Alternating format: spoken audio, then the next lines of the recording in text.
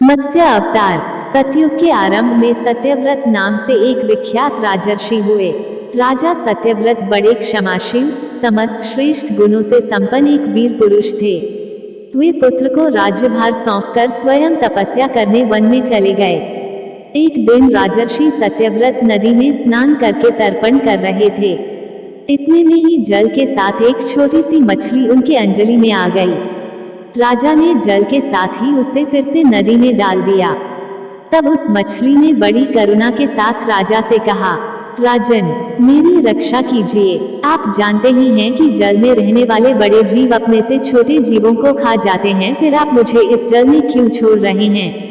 राजा सत्यव्रत ने उसे अपने कमंडल में रख लिया और आश्रम ले आए। एक ही रात में वह मछली इतनी बढ़ गई कि कमंडल में उसके रहने के लिए स्थान ही नहीं बचा। तब वह राजा से बोली, राजन, अब तो कमंडल में मेरा निर्वाह नहीं हो सकता, अतः मेरे लिए कोई बड़ा सा स्थान ठीक कीजिए। उद्धरण चिन्ह। तब राजर्षि सत्यव्रत ने उस मछली को कमंडल से निकालकर एक पानी के मटके में रख दिया, पर 2 घड़ी में ही वो वहां भी बढ़कर 3 हाथ की हो गई। फिर उसने राजा से कहा, राजन, यह मटका भी अब मेरे लिए पर्याप्त नहीं है, कोई दूसरा बड़ा सा स्थान दीजिए। उद्धरण चिन्ह। राजा सत्यव्रत ने उस मछली को वहां से उठाकर एक बड़े सरोवर में डाल दिया, पर कुछ ही समय में उस मछली ने उस सरोवर के जल को भी घेर लिया। तब हारकर राजा ने उसे समुद्र में डाल दिया। समुद्र में छोड़े जाते समय उस लीला मत्स्य ने कहा, राजन, समुद्र में बहुत से विशालकाय प्राणी रहते हैं, वे मुझे निगल जाएंगे, अतः आप मुझे समुद्र में मत डालिए। मत्स्य रूपधारी भगवान की बात सुनकर राजा सत्यव्रत की बुद्धि भ्रमित हो गई। तब उन्होंने पूछा, मुझे मत्स्य रूप से मोहित करने वाले आप कौन हैं?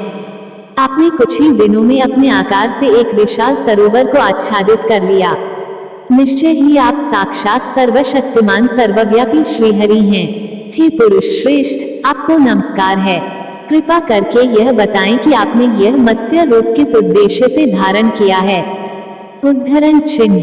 राजा के इस प्रकार पूछने पर मत्स्य भगवान बोले, शत्रुसूदन, आज से 7वें दिन तीनों लोक प्रलय समुद्र में निमग्न हो जाएंगे। उस समय प्रलय काल की जलराशि में त्रिलोकी के डूब जाने पर मेरी प्रेरणा से तुम्हारे पास एक विशाल नौका आएगी। तब तुम समस्त औषधियों, छोटे बड़े सभी प्रकार के बीजों और प्राणियों के सूक्ष्म शरीरों को लेकर सप्तर्षियों के साथ उस बड़ी नाव पर चढ़ जाना और निश्चिंत होकर उस जल में विचरण करना। उस समय प्रकाश नहीं रहेगा, केवल ऋषियों के दिव्य तेज का ही सहारा रहेगा। जब झंझावात के प्रचंड वेग से नाव डगमगाने लगेगी, उस समय मैं इसी रूप में तुम्हारे पास आऊंगा। तब तुम वासुकी नाग के द्वारा उस नाव को मेरे सींग में बांध देना। इस प्रकार जब तक ब्रह्मा जी की रात रहेगी, तब तक मैं उस नाव को प्रलय सागर में खींचता हुआ विचरण करूंगा। उस समय तुम्हारे प्रश्न करने पर मैं उनका उत्तर दूंगा। यह कहकर मत्स्य भगवान अंतर ध्यान हो गए। राजर्षि सत्यव्रत उस काल की प्रतीक्षा करने लगे। जब प्रलय का समय नजदीक आ गया, तब सत्यव्रत अपने आश्रम के समीप राजा ने देखा कि समुद्र अपनी मर्यादा भंग करके चारों ओर से पृथ्वी को डुबाता हुआ बढ़ रहा है, और उसी समय काले मेघ समस्त आकाश को आच्छादित करके भयंकर वर्षा करने लगे। तब उन्होंने भगवान के आदेश का ध्यान किया, और तभी कहीं से एक बड़ी सी नाव उनके सामने आकर रुक गई। फिर राजा औषधि, बीज और प्राणियों के सूक्ष्म शरीरों को लेकर सप्तर्षियों के साथ उस नाव पर सवार हो गए। तब सप्तर्षियों ने प्रसन्न होकर कहा, राजन, केशव का ध्यान कीजिए, वे ही हम लोगों की इस संकट से रक्षा करेंगे। उद्धरण चिन्ह। इसके बाद राजा के ध्यान करते ही श्रीहरि मत्स्य रूप धारण करके उस प्रलय के जल में प्रकट हो गए। उनका शरीर स्वर्ण के समान देदीप्यमान तथा अत्यंत विशाल था। उनकी एक सींग भी था।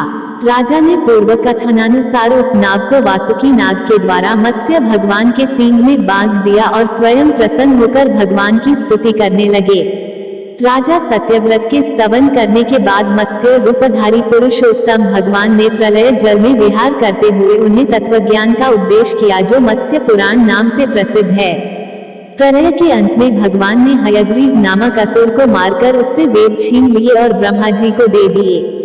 राजा सत्यव्रत ज्ञान विज्ञान से संपन्न होकर इस कल्प में वैवस्वत मनु हुए।